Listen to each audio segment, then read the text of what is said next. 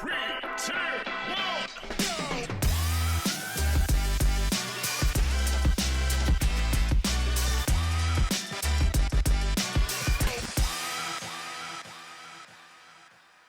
Hi, welcome back, Rush Hour Podcast. Another day, another episode. I can't believe it. I'm TW. This is Justin. We have a special guest, Josh Yu from Outfront Media, from the San Francisco office as a marketing specialist. But before we jump into that, this is the Rush Hour Podcast. I'm TW and Justin, the host. We're both non-technical tech guys. We've been in the industry for 25, between us like 40 years, believe it or not. It's crazy to say that out loud. We've seen it all: mergers, acquisitions, IPOs, acqui-hires. We've seen failures, we've seen layoffs, we've seen it all. So we're here to kind of share our experiences, talk about tech, and we recently run a Bart ad. I don't know if people have seen it. I'll link those videos below on how they performed. But we have Josh from out front to kind of talk about the experience and answer some questions. We're going to kind of do a Q&A if that makes sense. And anything else to add to that, Justin? No, just excited to have Josh on. We met. We're doing a little different format at first. He'll be asking some questions of us because they're very curious to see, how the ads performed across a bunch of different, ways that we measured success. So we kind of interesting to kind of flip it around and have us answering questions at the beginning, and then we'll have some questions for Josh at the end based on what he's seeing in the space, trends, everything else. But we've been really looking forward to this for a long time. Amazing. Well, thanks so much for having me on the podcast. So here at Outfront, we really help brands show up in IRL or in real life where people live, commute, and move. So if you ever ridden Bart, Caltrain, VTA, or driven on the 101 or any major highways in the Bay, you've probably seen our work. And that's really what makes IRL so powerful. It's right there in the real world. It's not hiding behind any algorithm or appearing on a small phone or computer screen. It's really an opportunity for some real life inspiration from your brand. So we're really excited that you decided to run another Bart campaign with Outfront, and we kind of wanted to dive deeper into the details. So my first question for you both would be, what made you think, let's put the podcast on Bart? Yeah, it's funny you say that. Both of us ride Bart. So you come, from Oakland in the East Bay. I've always ridden Bart to get to work, and we thought, Rush Hour Podcast, while it's not truly Jackie Chan and Chris Tucker, we thought Rush Hour Commute, where do you go? For us, it's always been Bart. So we thought, what a great way to connect with like-minded people. Let's run an ad on Bart. I see them all the time. I've always been curious as to what they do, and we thought, why not? Why not try it out and do just as you said, let's do something in real life. We're doing the algorithm thing with YouTube. Justin posts all the time on LinkedIn. That's really how it started. And we thought, let's connect the dots and have something that, it was almost like a mechanism for accountability as well, right? It's real. When you put real dollars into it and you see it on the thing, it makes it feel much more real, and your friends and others see the actual ad. It's a pretty different experience, and we thought, let's try it out and see how it works. And the first one was good, but we thought, hey, let's try it again with a different approach, and we can kind of talk our way through that. Anything to add to that, Justin? Yeah, I would just say, we come from more of kind of like a digital marketing background. Neither of us had done a ton of out of home. TW has done some out of home, but I haven't really done any prior to this. But I think that's where things are trending in terms of touch points that you need to have with consumers. It's just people are so inundated with content on screens that we thought, well, what is a way that we can get in front of folks with a unique kind of experience that's kind of plugged into their daily commute, and see how that works in addition to stuff we're doing on YouTube and LinkedIn, and kind of see where it goes. A lot of what we do on the pod is around experimentation and talking about that. So we thought, why not do it with Bart? That's great to hear. And then going in, what were you hoping would come out of this campaign? Yeah.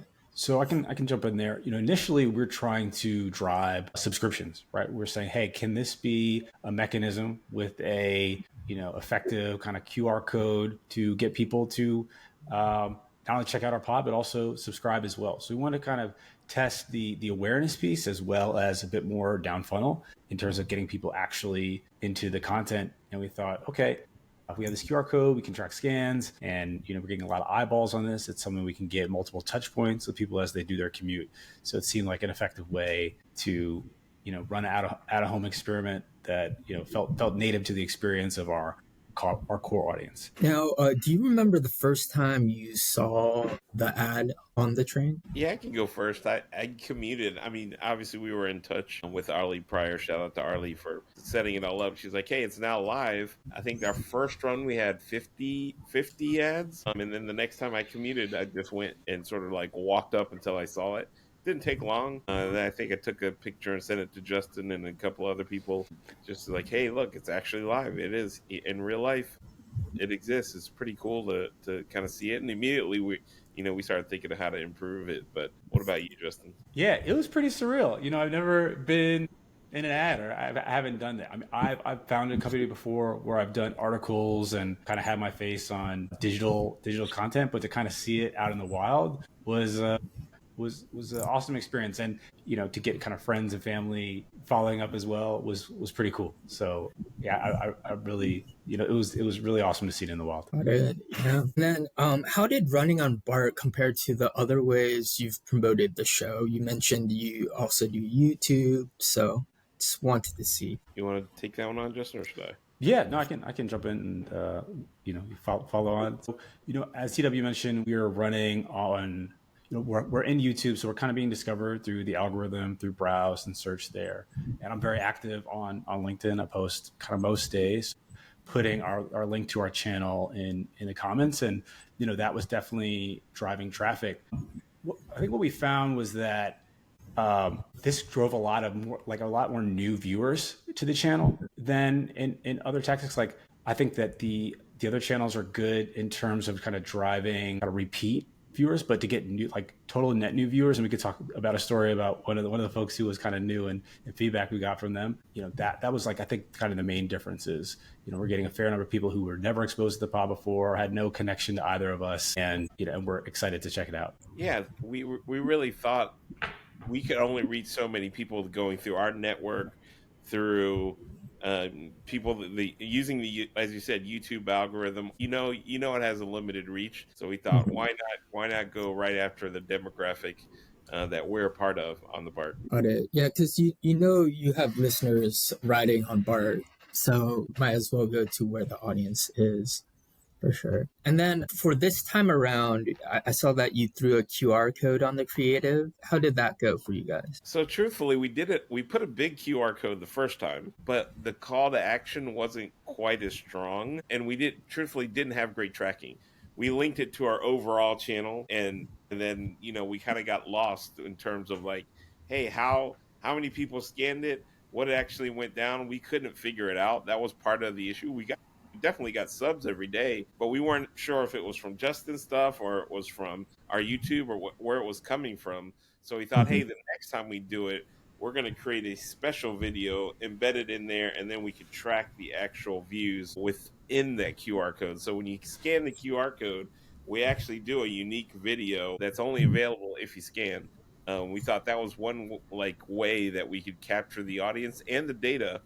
With, hey, here's what to expect, here's what we're going to do, make sure you follow us. And I think it worked. I mean, Justin's got some numbers in terms of percentages, but the people that viewed did come back and subscribe. So we thought that mechanism really worked well for us. Totally. Just to build on what TW is saying, we're numbers driven folks. We kind of come from that ilk of marketing and growth guys. So here's some data that maybe the viewers will find interesting. 34% of the people who scanned watched the entire video. And relative to our overall audience, I think maybe it's more kind of like in the 5 to 10% range of folks who will watch the entire video. We're getting better, we're learning, we're working on creating content, but we found a very engaged audience of folks who, if they went from the QR code to actually watching the content, they watched it all the way through, which is really awesome. 95% were new viewers, which kind of speaks to what I talked about before, which is, we were achieving kind of a net new audience from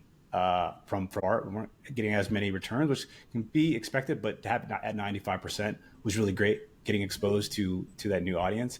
And then, 4.5 percent of people who viewed the video also converted to subs. And if we look at kind of standard rates, that could be in the less than 1 or like 1 to 3% range. So this was a higher converting segment of folks who actually saw the ad converting into subscribers of our channel. So that whole funnel from a kind of conversion perspective as a percentage was pretty strong. That's outstanding. So talking about the results and diving into it a little further, did you also see any bumps in listens or subs or engagement while it was live compared to before? Well, we saw a bump for sure. We looked at just the data from the video, which we got a handful of subs as the numbers written. But when we look at just the time the actual ad was up, I think what was the percentage increase we saw It was like 40%.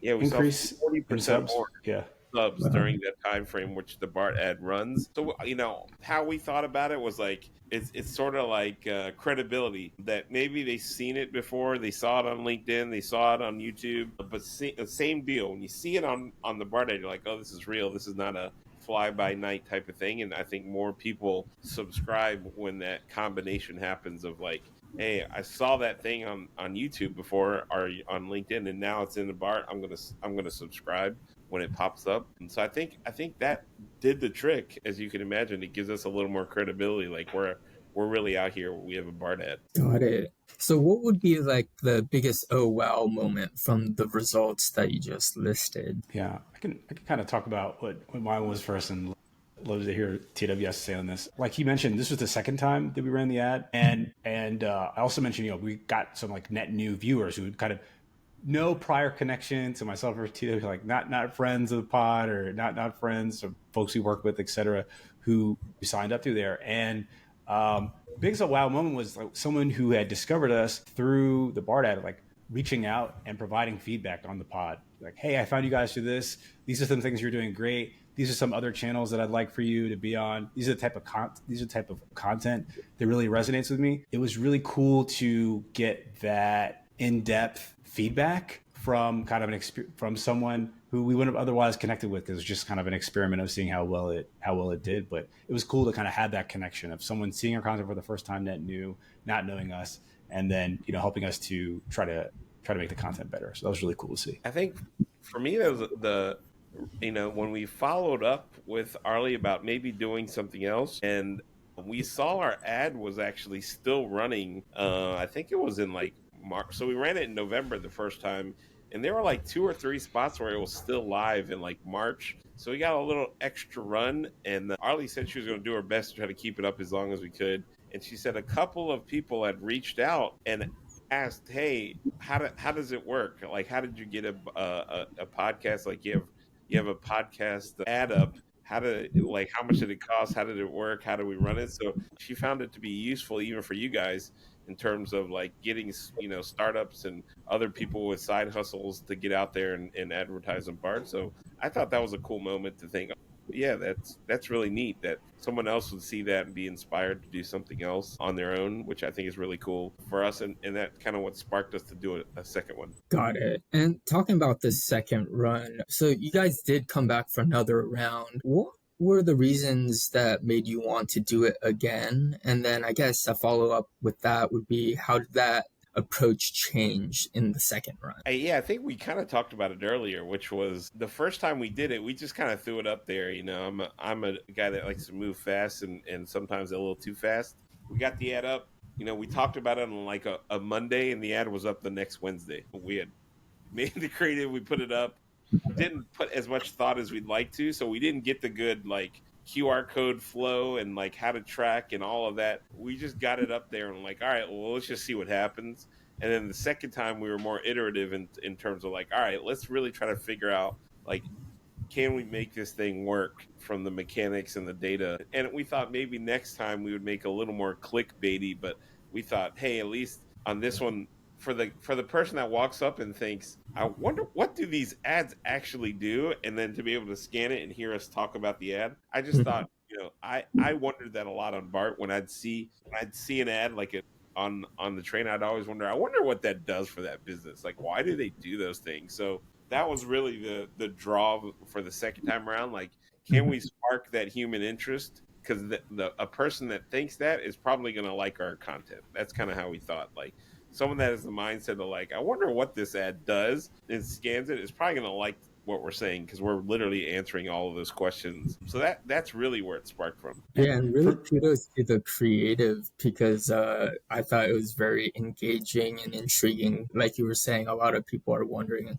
about Bart ads and if they actually work. Yeah, that was what sold it for me. TJ was like, we should do this and spend a little more time in the creative and try to find something that's going to be intriguing. And so just the concept alone was really cool. But then just to kind of touch on the point that I made earlier around, different touch points that you have with potential listeners, right? Like we have all kind of the online touch point, we have YouTube and LinkedIn cooking. We wanted to continue to experiment without a home. And it's just such a unique experience to kind of see that on Bart. And, I think that marketers generally, or folks who are startups, et cetera, if you're trying to do things to differentiate yourselves to the market, it's so hard to kind of cut through the clutter of all the content that people have online. So if you can figure out places where your target audience lives and get content to them that's kind of intriguing, then it's a great execution. We'll probably continue to do it as continue to run tests and experiments and see how well it performs and see if we can get better over time. Well, now that you've tried it, is out of home one of those hidden gem moves for podcasts? What do you think, Justin? Yeah, I think it is. I mean, I think that for podcasts in particular, right, if you're competing for eyeballs right now, either through doing traditional ads on, like if you're running Facebook ads, or you're trying to run it through like other podcast networks or newsletters, et cetera, you're competing for a ton of eyeballs on those spaces. And again, people are inundated with content. So I feel like if you can figure out the right DMA and right target audience in terms of a user persona, which for us, it's like people who are interested in tech, we're trying to learn about AI and news, and they're in Silicon Valley and they're trying to figure out what's going on. This, the placement of where they're kind of thinking about those things and on their commute, it makes perfect sense. So, from that perspective, I think that, particularly driving brand awareness, particularly being in a place that is a bit more unexpected for folks, but ties into their commute, work perfectly for us. So I think it is a potential arbitrage that can be there for folks who are looking for cool new ways to get in front of people. Yeah, I think the out of home piece is hard for most because you think it's very broad, like billboard on the side of the road. And you're like, I'm not appealing to everybody on this road. I have no idea what they're going through. But as Justin said, our thought was like, hey, we're capturing this area is great for us, and most people in this area are either a part of tech or related in some way or want to learn about tech. And so we thought that it was a great mechanism to capture our audience that may not know a ton about it. We're not technical, that may want to learn, and we thought, if you can marry those two things together and find it. And, frankly, we're new at this, so we were trying to find our sort of product market fit with our audience. So we thought, what a great way to utilize Bart as one of those things. I guess my last question here would be any funny or surprising reactions from the people who spotted the ad? Yeah, maybe we touched upon this a little bit, but I had, DW and I worked at Twitch together, and I had a few colleagues from there who were like, hey man, we spoke on the phone a few days ago, and I just turn around when I'm on Bart and I see your face pop up, and they're like taking selfies with the ads, which that's kind of what you want to do, right? It sparks that intrigue, that in some cases like moment of joy for folks, and they share it, and that becomes something they think about, and then they check out the podcast, right? So like, that's the exact type of interaction you want to have, but definitely getting random tech selfies was pretty fun. Yeah, I would say that's the biggest thing, because we didn't go out there with a big, hey, we're running ads on Bart. We thought, let's put it up, and people who find it organically, it's kind of like an Easter egg, right? If you don't know us, it's just another ad. But if you've come across us, we thought it'd be funny for you to be on your commute. And you're like, hey, I know those guys. What in the world? Like, I didn't know they were doing that. I didn't know they had and we thought it was a great mechanism, and it worked. Lots of people reached out that were like, oh my God, I saw your Bart ad. That's hilarious. How are you doing? And I think it's a really neat way to sort of like reach out to people who you may know on the commute. Now, I know that you guys had a few questions for us. So yeah, Should we dive in? Yeah, let's do it. Justin, you want to kick it off? Yeah. So obviously, we live more in the digital space by our backgrounds and kind of, day jobs as well than where we play. But, your experience is out of home, and you work with a lot of different types of businesses that are trying to reach customers in this differentiated way. So we were super curious, and we thought our listeners would be curious about what you're seeing in advertising generally now as it relates to out of home, but then maybe even more broadly relative to all the different touch points that you have. Got it. So I think it has a lot, especially to do with in real life and out of home. There's a lot on trust and influence. People trust what they see in real life. In fact, 86% of people say they believe what they see on out of home, which is higher than any digital or social platforms or even influencers. So when you show up in the real world, people really believe that you're real too. So we're seeing this being utilized a lot with San Francisco's AI boom. AI companies are looking to generate awareness for their platforms so that both individuals and businesses can adopt and utilize the technology in their lives. So we're seeing this across just several different industries, not just tech, such as finance, AR, even things like agriculture and healthcare. Speaking of AI, the other question we had was, how has that changed your business? How do you guys incorporate AI sort of in your, daily, I don't know if you want to say tasks or company procedures? Like, is AI a part of your strategy now, or is it still just something you guys are implementing? Yeah, I mean, we are working on implementing it, and I would say AI is shaping our industry in two big ways. I would say first, it's powering what we do. So it's helping us target smarter, measure results faster, and make a creative more dynamic.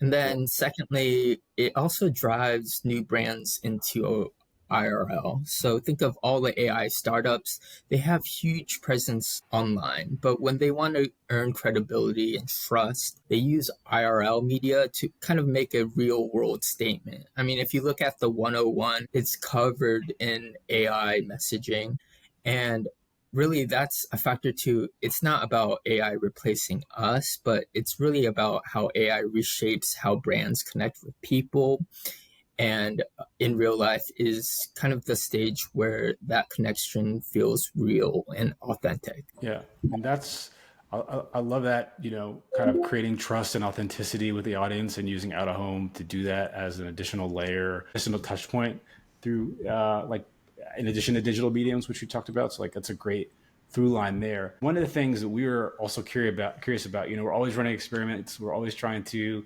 figure out different ways to add value to folks who follow the podcast. I was curious relative to, other products or ad types that we could potentially think about down the line for our podcast or, kind of other forms of marketing. What would you suggest testing based on what you found to work with? Got it. I mean, so keeping in mind the target is tech commuters and tech enthusiasts, there is so much you can do. So just starting within the Bart vein, there are a wide variety of other Bart media that you can leverage, specifically station media such as Station Dom, Station Kings, digital live boards, Two Sheets, Peers. I could really go on, but station specific media is effective because you can target the stations that you expect your audience to be at. So for tech commuters, their commuting destinations on BART would be SF downtown stations like Embarcadero, Montgomery, Powell, and Civic Center, as well as South Bay stations as Millbury and Berryessa. We would target those stations specifically because we know that that's a lot of tech commuters' destinations. And then also BART interior cards, they provide solid coverage of tech transit commuters in the East Bay and San Francisco, but we're missing out on the people that drive to work in this region. So we have extensive roadside, traditional, and digital bulletin inventory that provide high impact impressions.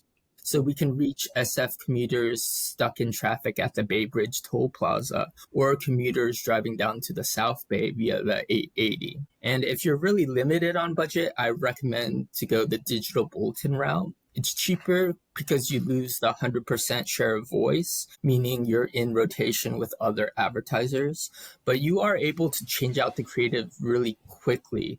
And this flexibility enables podcasts to be relevant and nimble because you can start calling out any recent tech topics in your creative that you'll be covering on your next episode. Very cool. In addition, digital bulletins you can deliver by day part. So you can literally just run during the morning and afternoon rush hours to make sure that you're hitting that commuter target as well. And then I would say, lastly, the current campaign that we ran really focuses on the East Bay and San Francisco. In a large part, we're missing out on the tech workers of Silicon Valley and the peninsula. So we also have advertising opportunities on Caltrain, which is the transit link from San Francisco to Silicon Valley, and also have the VTA bus and light rail advertising opportunities to reach the entirety of the South Bay as well. All right, there's some options for us. And then lastly, for startups, small businesses, for other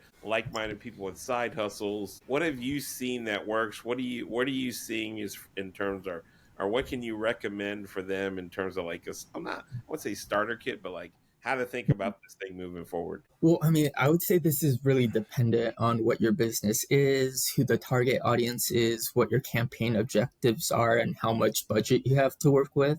However, like we've seen the most successful cases in our market happen with a mixed media of different placements are fully kind of crafted to create a in real life experience. For this campaign specifically, I would have recommended pairing the interior cars with some mobile retargeting. We could geofence the BART stations with high-tech commuters or workers and retarget those individuals with the mobile display ad. The individuals that were exposed to your interior cars might be inclined to take more action and click into the mobile ad since they've had that familiarity with your podcast from those cars. And that way, the mobile ad would act as a second touch point and a stepping stone from that in real life to that digital podcasting environment. Very cool. That's cool. Yeah. Also, I think it's important to keep in mind that your messaging takes time to penetrate the market. The familiarity and trust in a brand is built over time and frequency. So there's a famous saying among tech CMOs, when you're sick and tired of your current messaging, that's when your customers and audience notice it for the first time. So keep in mind that you will need longer flights to kind of penetrate the market. Another consideration is how you craft and optimize your creative. We do offer in-house creative services with our studios team that can kind of help you with your creative for your campaign. They do lots of cool things like utilize eye tracking software to better optimize the wording and imagery placement of your in real life creative. It's cool. Yeah, a lot of great options, a lot of different things to explore. It's so interesting because I support a lot of startups as a fractional CMO, pro consultant, and they're always asking, "Oh, so how did this BART experiment go? And should we be thinking about that?" So I'm sure there are a lot of other folks based off of this conversation who will kind of go that next step and maybe experiment with some campaigns. So it's really helpful to kind of understand all of the kind of the entirety of options and placements. And last question, obviously, for anyone that wants more, comment below. You can reach out to Justin or I, but how can people find you, Josh, if they're curious about any of these services? Yeah. So I would go to our website, outfront.com, and we do have a separate marketplace for the San Francisco Bay Area, which lists out many of our media formats available in our market. Just with 2026, it's going to be a crazy year with having the Super Bowl and FIFA in our market. Yeah. So keeping those things in mind, I would definitely reach out sooner than later if you're interested in out of home. I love it. Well, appreciate your time, Josh. I know Thank you so much. got a lot on your schedule, but appreciate you jumping on. Justin and I will catch up next week with more updates on. There's a lot happening in the tech world. NVIDIA had core earnings report today, so we'll probably jump on that. And there's a bunch of other news coming. Subscribe, like below, and we'll get back to you. Great. Thanks again, Josh. It was great having you on. Thank you.